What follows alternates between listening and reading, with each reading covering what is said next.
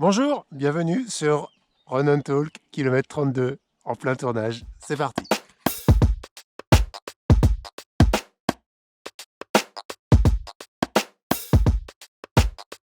J'ai pas trouvé meilleure introduction, hein. Ça a été l'opportunité. Pour chaque problème, il y a des opportunités. Chaque obstacle a des opportunités. C'est ce qu'on essaye de voir en ce moment avec le confinement. Là, je suis dans la nature, on entend les oiseaux, il n'y a pas de voiture ou très peu, il n'y a pas d'avion. Et ben, l'esprit de la séance qui va venir, c'est un peu la même chose. C'est une séance que j'aurais jamais donnée en temps normal. Et ben là, comme on a un peu le temps, comme on est en zone confinée, eh ben, je vous la propose. On va travailler sur son perceptif, sur son ressenti. Et est-ce que vous allez pouvoir l'utiliser et est-ce qu'il est fiable pour vos prochaines courses? Allez, c'est parti. Alors, pour faire tout ça, on va enlever quand même quelques artifices. On va virer la montre, enfin en tout cas la montre GPS. On va virer le cardio-fréquence-mètre. On va virer le smartphone. On va virer les écouteurs et la musique. Alors du coup, vous êtes plus sur Strava. Non mais revenez quand même, vous allez voir, il y a des choses bien. Parce que ce que je vous propose, c'est d'avoir à l'ancienne une bonne vieille montre chrono qui fait juste les lap time. Et puis surtout, de travailler en pleine conscience. C'est-à-dire en réfléchissant, en ressentant, en percevant ce que l'on fait, comment on le fait, et qu'est-ce qu'on met en route, qu'est-ce qu'on met en place pour répondre aux différentes sollicitations que je vais vous demander. Donc ça va demander de la concentration, d'être présent, et puis on va faire un petit jeu qui, à travers de différentes étapes, il y en aura 10 au total, va permettre de vous noter, alors faire une petite note, mais juste pour voir si ce perceptif, il est fiable pour vous, si ce que vous pensez faire en étant bien concentré dans un lieu sur lequel vous allez tourner régulièrement, que vous allez finir par connaître, vous êtes capable de faire des bonnes choses. Si la note elle est moyenne ou bonne, ça veut dire que peut-être qu'il faudra remettre la montre, peut-être qu'il faudra remettre le cardio, ou peut-être qu'il faudra refaire des entraînements perceptifs, parce que souvent dans les compétitions, ce qui nous trompe, c'est justement ça, c'est on croit être lent et on est trop vite, on croit être facile et on est déjà dans le dur, et on croit avoir accéléré, et en fait on n'accélère pas du tout, on est complètement rôti. Pour ça, il va falloir une boucle. Alors la boucle, elle est très courte parce qu'on va faire 30 fois la boucle. Donc si vous avez une boucle de 300 mètres, ça fait déjà 9 km. Une boucle de 200 mètres, 6 km. Une boucle de 400 mètres, 12 km. Sachant qu'on n'a que 1 heure, voilà. 250 mètres à 350 mètres, je pense que c'est très bien parce que les boucles, on ne va pas les faire tous d'un coup. Il y aura à chaque fois une petite minute de récup pour reprendre les consignes suivantes. Donc une boucle, une boucle ou soit un aller-retour, mais en tout cas, ça doit faire 300 mètres, 250. En fait, on s'en fout de la distance. On s'en fout du terrain que vous utilisez. On s'en fout du profil ou de la technicité du parcours. Vous trouvez une boucle et après, vous allez en faire ce que vous voulez ou ce que vous pouvez sur cette boucle. Sur cette boucle, on va courir avec 3 allures. On va faire comme les petits à l'école d'athlée, l'allure verte, l'allure orange et l'allure rouge. Rigolez pas, on verra tout à l'heure si vous savez maîtriser ça. Verte, c'est l'allure footing, c'est l'allure d'aisance, c'est l'allure qu'on peut tenir pendant des heures. Donc c'est l'allure de trail, c'est l'allure qui peut aller jusqu'à l'allure marathon. 2 heures, 3 heures, voilà, très bien, on est dans la facilité. Orange, c'est une allure un petit peu plus soutenue, c'est l'allure course nature, c'est l'allure semi-marathon. C'est l'allure où on tient à peu près 1 heure, 1 heure et demie, où on a un essoufflement qui commence à venir, une bonne transpiration. Donc vous voyez, vous percevez un petit peu. Et puis l'allure rouge, c'est une allure VMA. C'est-à-dire que cette allure-là, si vous la maintenez en continu, vous tenez entre 6 minutes et 8 minutes. Donc là, on va le faire par fractionné, mais globalement, c'est une allure où vous avez un très fort essoufflement et vous avez une pénibilité qui est assez importante. Alors, vous avez la boucle. Vous avez compris à peu près dans quelle zone je vous demande d'aller pour le vert, pour le orange et pour le rouge. À partir de là, ne me demandez pas quel kilomètre-heure, quel pulse. Vous allez apprendre à trouver votre allure qui correspond à votre boucle et qui, selon vous, rentre dans cette compétence du vert, du orange et du rouge. Donc, il va falloir commencer à réfléchir. En fait, la seule question que vous devez vous poser sur les 45 minutes, la 1 heure suivante, c'est comment. Comment je fais pour courir à cette allure-là? Comment je fais pour aller de plus en plus vite, comment je fais pour garder la même vitesse, comment je fais pour basculer du vert au orange ou au rouge et au rouge revenir au vert et retrouver la bonne allure du vert que j'avais au départ. Donc c'est du comment. Le jeu va se dérouler en 10 étapes. Une étape, une compétence à acquérir ou quelque chose à réaliser. Donc je vais vous donner les étapes une par une. Si vous la réalisez parfaitement, vous avez 1 point. Si vous la réalisez partiellement, 0,5. Si vous ne réussissez pas, 0 point. À la fin, vous comptez votre note sur 10. Mais ça, on en reparlera à la conclusion. Donc, je vais dérouler chacune des étapes. Ce qu'il vous faut, c'est télécharger le petit document. Alors, vous n'êtes pas obligé, hein, vous pouvez faire ça sur un post-it, mais le petit document qui sera dans le lien de la description de la vidéo, ce qui vous permettra d'avoir le fil conducteur de la séance et puis pas perdre pied et puis faire les étapes les unes après les autres.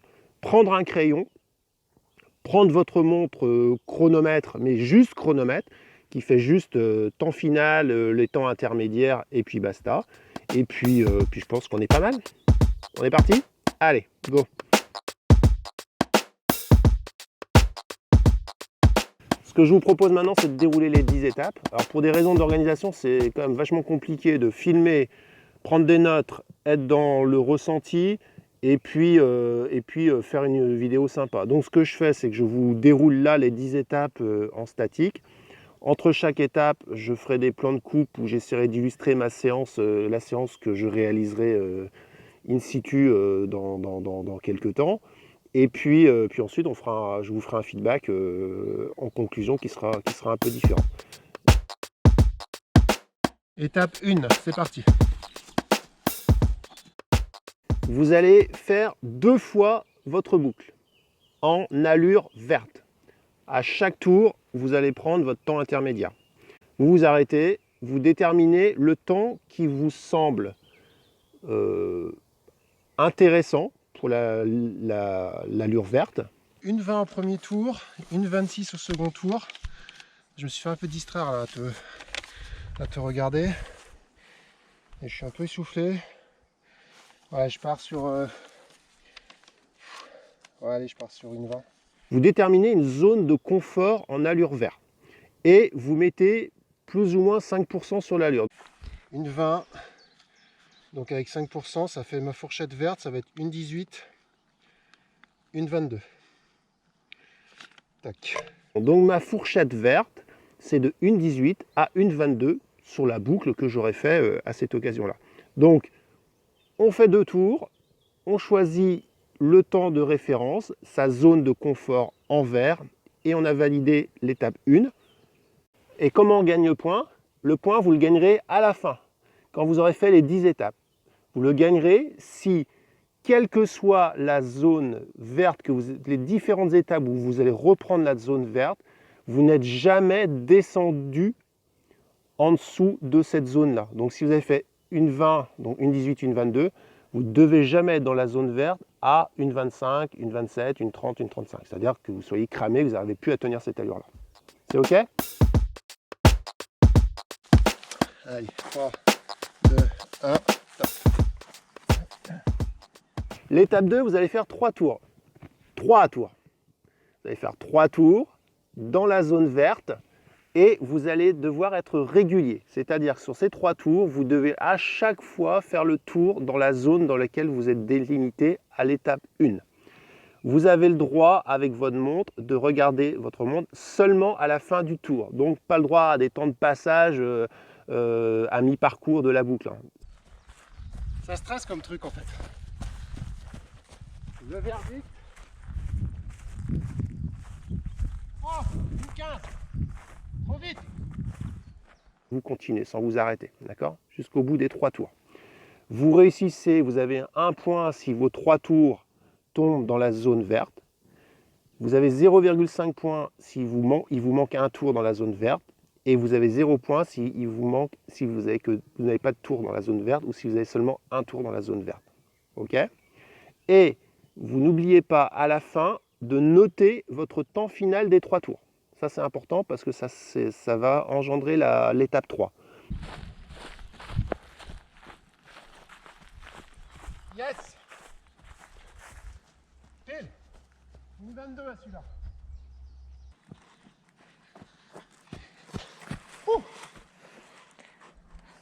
3,56. 3,56. 3,56 temps final. Donc j'ai fait premier tour j'ai foiré. Et deuxième j'ai fait. Deuxième et troisième j'ai fait bon. Top. Étape 3. Étape 3, on reste toujours sur l'allure verte, on fait toujours 3 tours. Mais là, on va plus regarder sa montre avant la fin des 3 tours. Tentant de regarder. Hein. Là pour le coup, recentrage, on y est. Hein. Et lorsque je finis mes 3 tours, je dois avoir un temps identique au temps final de l'étape 2. À plus ou moins, allez, 5 secondes. Voilà, 5 secondes inférieures, 5 secondes supérieures.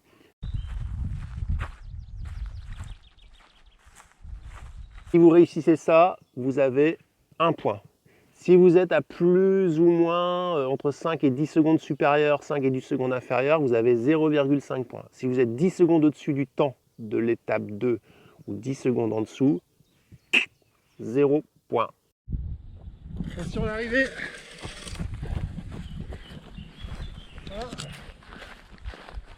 Ah, c'est bon. 3,53. Allez, je m'en pars. 3,53. Donc c'est bon. J'avais 3,56. J'avais validé entre 3,51 et 4,01. Donc c'est bon. 1 point. 1 point pour le 3. Quatrième circuit, top. Pour l'étape 4, on va toujours rester sur du vert. On va faire beaucoup de footing aujourd'hui. On va rester toujours sur 3 tours, mais on va faire du progressif. C'est-à-dire que vous allez faire 3 tours et vous allez à chaque fois devoir augmenter votre temps. Premier tour. Une 15. Waouh. Tout en restant dans le vert. Ça veut dire qu'on fait du vert clair, du vert moyen et du vert foncé. Mais votre vert foncé, le temps du vert foncé devrait être toujours supérieur au temps du orange clair. Vous avez compris? Donc on est bien dans la zone orange. La progression, c'est pas vert, orange, rouge, c'est vert 1, vert 2, vert 3. Une 12. Donc vous aurez 0,5 points si vous arrivez à faire cette progression et vous aurez 0,5 points que vous compterez à la fin du jeu si votre vert 3 si le temps du vert 3 n'est pas meilleur que le orange, quoi. Une 10. Une 15. Une 12. Une 10. Mais en fait, je suis clairement pas dans la zone verte en fait. Je suis déjà parti d'un cran trop haut. Donc toute la séance, je pense qu'elle va être un poil haut, quoi. Donc le 4, j'ai 0,5 points et j'aurai 0,5 points supplémentaires. Une 10 si en orange je fais pas plus d'une 10. Bon, d'accord. Et là, si en vert pour le 1, je fais pas plus d'une 22. Ok, et ben vamos, hein. On passe maintenant à l'étape 5. L'étape 5, on va commencer avec le orange. Et on va reprendre le process qu'on a fait avec l'étape 1, c'est-à-dire qu'on va prendre le pouls de notre allure orange. Donc on va faire 2 tours. Une 4.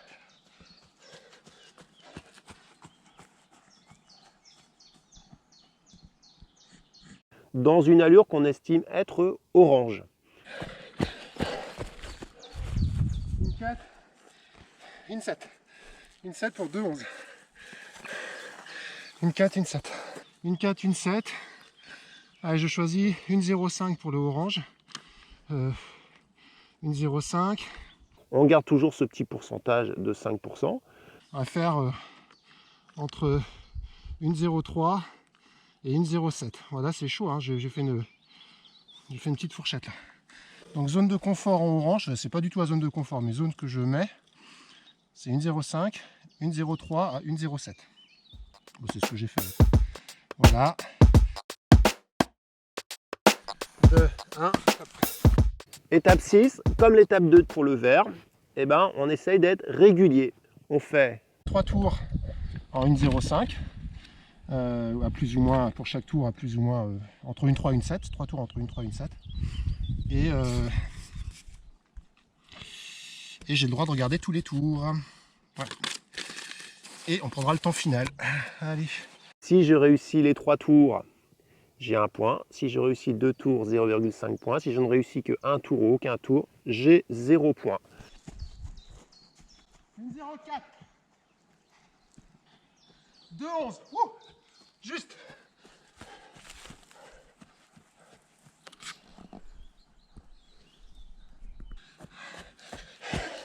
Ouh. 3,18. Ah, c'est juste. 2,11. 3,07 pour le dernier. 1,07 pour 3,18. C'est bon. Donc je valide un point pour cette étape-là. Et 3,18. Donc, régular. Le 6. J'ai un point. Étape 7. L'étape 7, c'est comme l'étape 3 pour le vert. J'ai dit 3,18 à battre. 3,18, 3,18, 3,18, 3,18. Coping, 3,18 à battre. 3,18, ça fait du 3, 3,18, 3,13 à 5 secondes et 8 fois 3,23. Donc je dois finir entre 3,13 et 3,23 sans regarder la montre.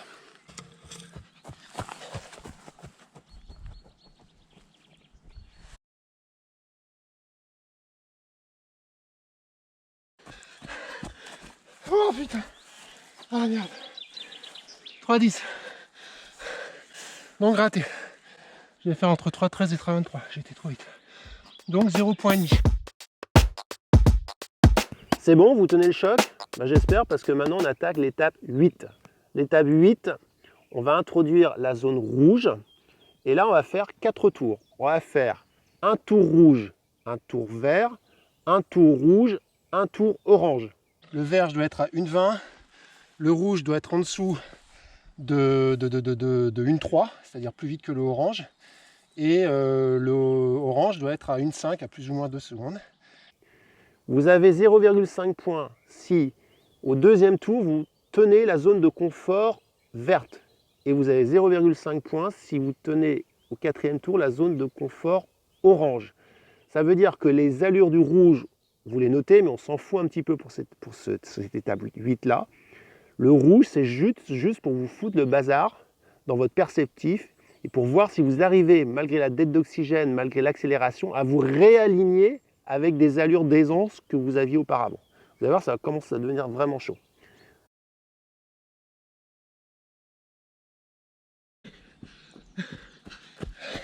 Une minute.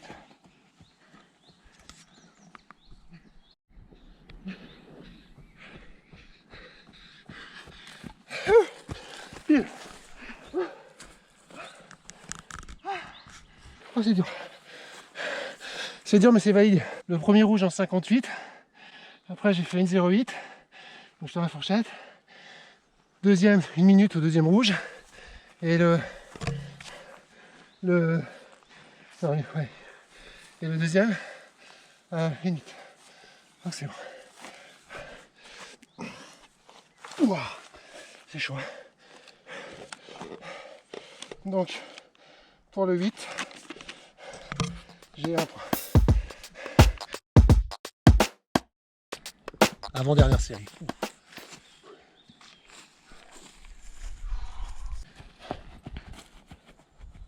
Étape 9, là on va se finir. Voilà, on va se finir la séance punchy.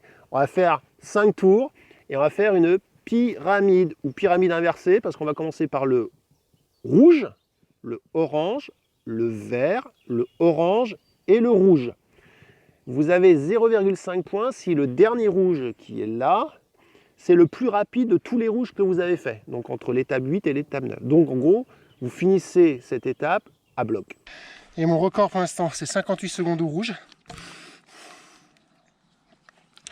Donc, le dernier rouge que je ferai, je devrais être plus rapide que 58 secondes. L'autre 0,5 points, vous l'aurez, ou l'autre demi-point, vous l'aurez si vous êtes bien dans votre zone de confort pour le orange, le vert et le orange. C'est-à-dire un demi-point pour 3 zones de confort à respecter. Là, pour le coup, c'est vraiment balèze. 58.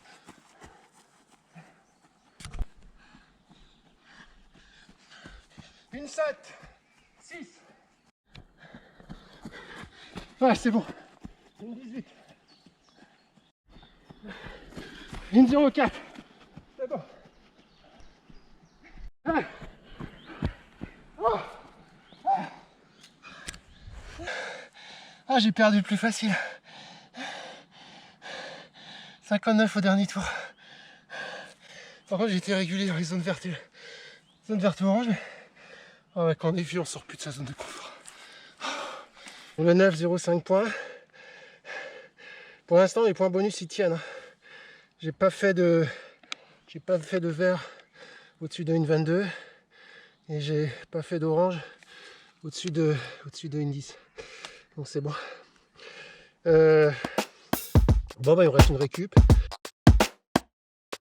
Alors soit vous choisissez un tour orange, un tour vert. Ça va être clairement en vert parce que là je suis cramé. Donc 2 tours en vert, 2 tours en 1,20, entre 1,18 et 1,22. Et puis ce sera réglé. Vous avez 0,5 points si vous tenez un tour dans votre zone de confort que vous avez délimitée. Et ensuite vous pouvez calculer tous les points. 1,19, c'est bon.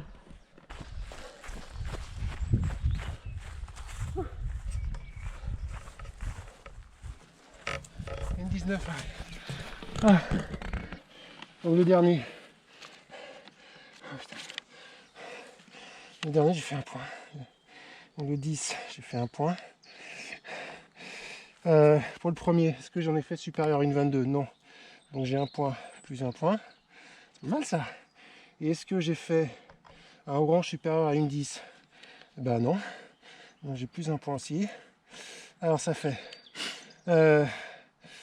donc 1,5, 2, 2,5, 3,5, 4, 5, 5,5, 6,5, 7,5, 8,5 sur 10. Ah, c'est pas mal. J'ai pas eu souvent des notes comme ça à l'école. Parfait. Bon, alors on fait une petite conclusion en ramassant les plots. 8,5 sur 10. Alors clairement c'est un exercice difficile, mais c'est ma faute, hein, j'ai mis la barre haute. Le vert, il était potable le vert. Je pense que j'étais content à chaque fois d'être en vert. Par contre, le vert progressif, eh ben, je suis monté vraiment un peu haut sur le troisième, ce qui m'a obligé à mettre un plafond, une zone orange un peu plus haut. Et c'est le orange qui m'a usé. Et donc le rouge, ouais, ça déstabilise. Alors, le parcours, à ma décharge, le parcours n'était pas sympa. En tout terrain, une vraie montée, descendre, replat. Pour le vert, je faisais une montée simple, descente simple. J'essayais vraiment de contrôler tout. Le orange, j'allongeais à la descente, c'était la différence. J'essayais en tout cas. Et puis le rouge, je montais fort, je descendais fort. Et j'essayais en bas.